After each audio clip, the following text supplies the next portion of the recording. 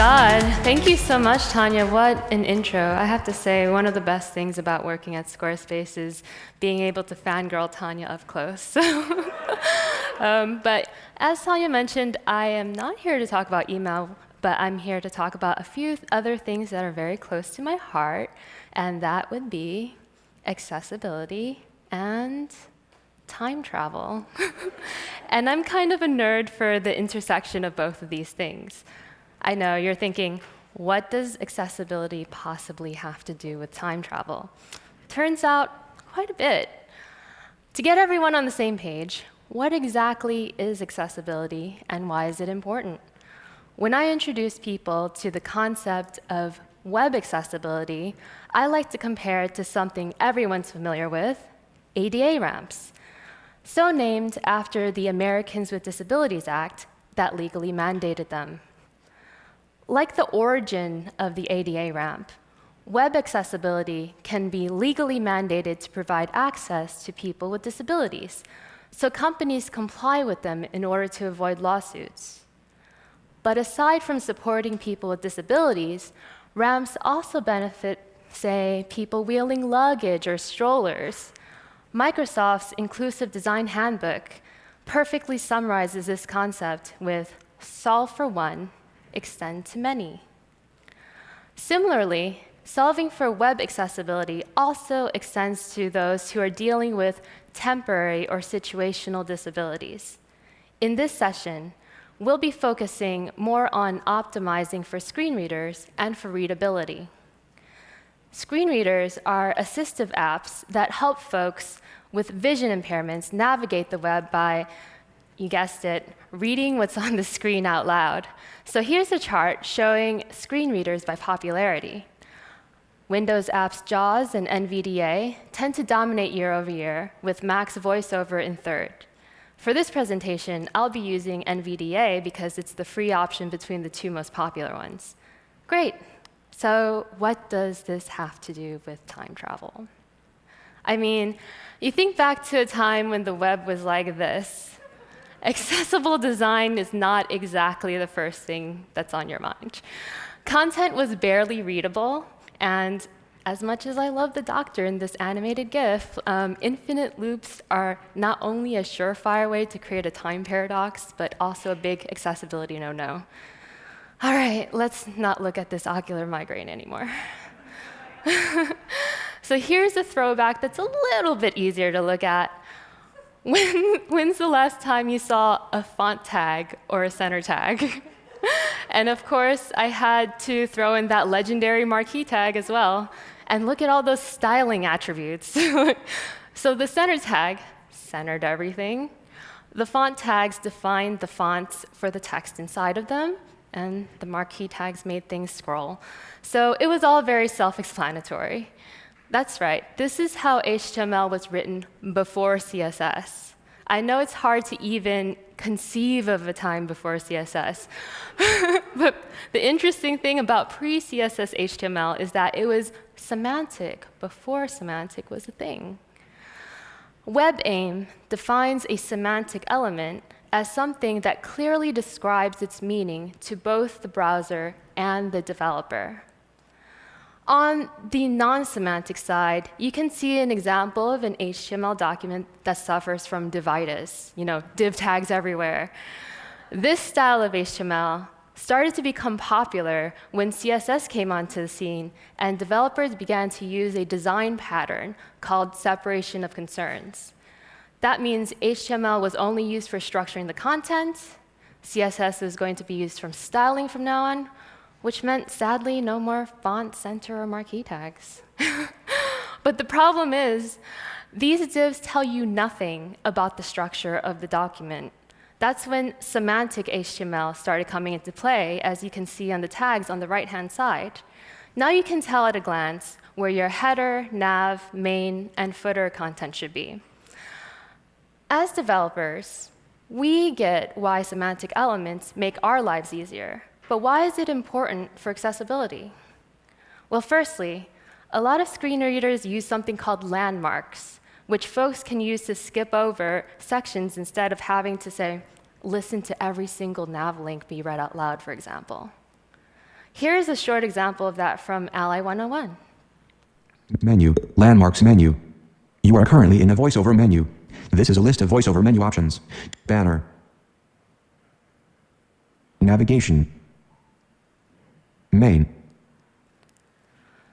So aside from the landmark navigation aspect, semantic tags also give audio context to the content that is structuring. Here are some examples of semantic HTML on the right, and on the left is how it would sound in screen readers.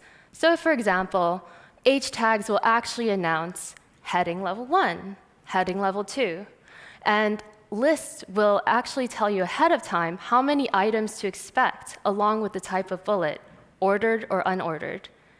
The outlier here looks like the P tag, right? But the importance of wrapping each of your paragraphs in individual P tags is to make it a landmark so that users can skip over them when they're using their assistive devices. If your copy was all contained in one P tag or in span tags, your users can't do that. Now, remember Babelfish? And how many remember when it was in Alta Vista? Yeah, okay. Back then, my friends, this was the height of internationalization. These days, though, we can use something else to help localize our websites for accessibility. The lang attribute. It basically tells your screen reader what language to pronounce your content in. So here you can listen to the difference between this French greeting being read with an English lang attribute like this. Bonjour, comment allez-vous? Versus a French lang attribute. Bonjour, comment allez-vous? You can definitely tell the difference, right? So if you're putting in all this effort to make sure your sites are being localized design-wise and copy-wise, make sure it's localized sound-wise too. Next, who here has ever worked on a monochrome monitor like this? Yeah? Bring anyone back? We didn't realize it at the time, but we were actually being pretty cutting edge because that's right, we were all early adopters in dark mode.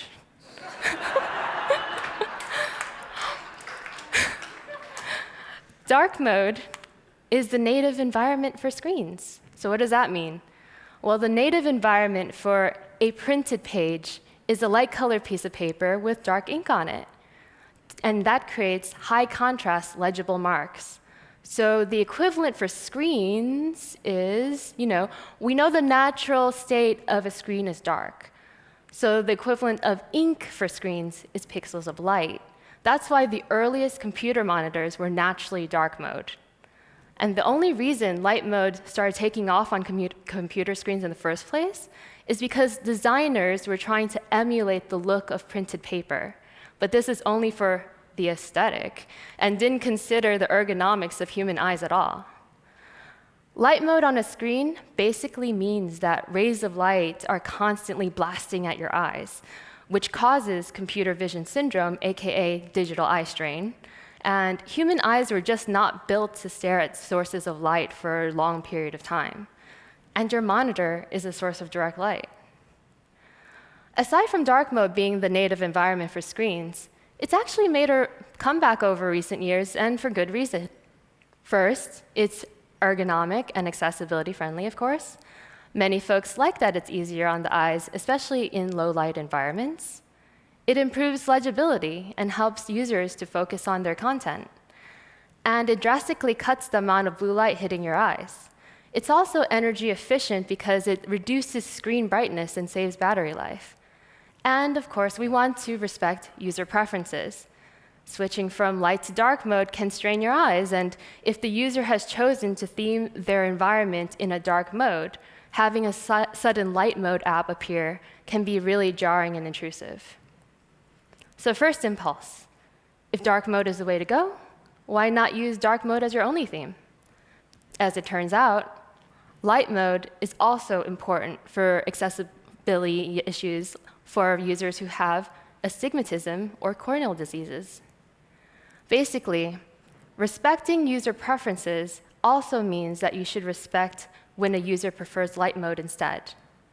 So the way we should approach this is to add dark mode as an optional theme that's activated if the user has dark mode set as their preference. How do we do that? So in order to activate dark mode, you first need dark mode color scheme meta tags at the very top of your document to tell the browser that your web document supports alternate themes. Next are your styles. If you have a styling class to target your default light mode styles, targeting that same class in your prefers color scheme dark media query will override it if the user has their theme preference set to dark mode. So the result is a very simple web page here that has black text on a white background in light mode and white text on a black background in dark mode.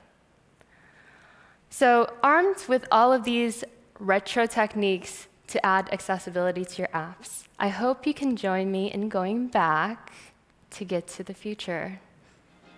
Thank you.